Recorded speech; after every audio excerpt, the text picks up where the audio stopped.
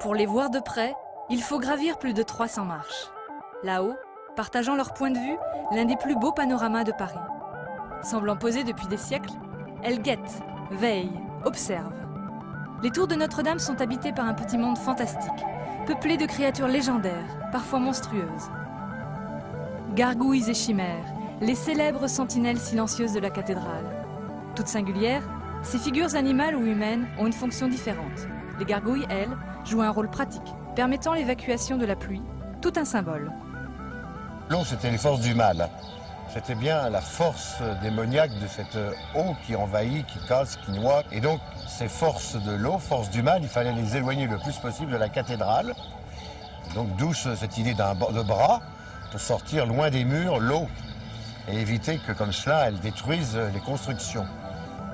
Une symbolique que l'on retrouve aussi avec les chimères, qui, elles, sont purement décoratives.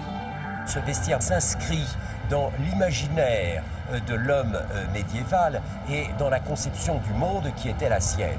On y lit bien le combat des ténèbres et de la lumière, l'opposition du bien et du mal, le triomphe sur la mort. Ce caractère d'opposition, eh bien, il est l'expression en fait du péché et du mal. Gargouilles et chimères, même interprétation du combat contre les assauts du mal. Les gargouilles restaurées existaient déjà au Moyen-Âge.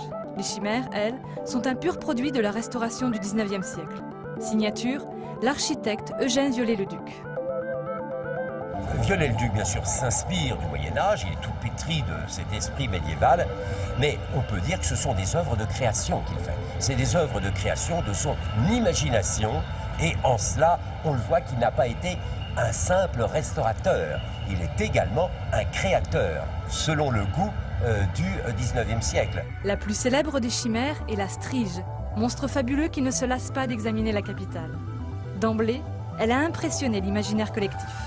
Le public les a tout de suite adoptées et elles sont constitutives de Notre-Dame de Paris. Ce qui est tout à fait incroyable, c'est que ce n'était pas dans la cathédrale médiévale, mais maintenant, personne ne peut penser à Notre-Dame de Paris sans penser à ces chimères.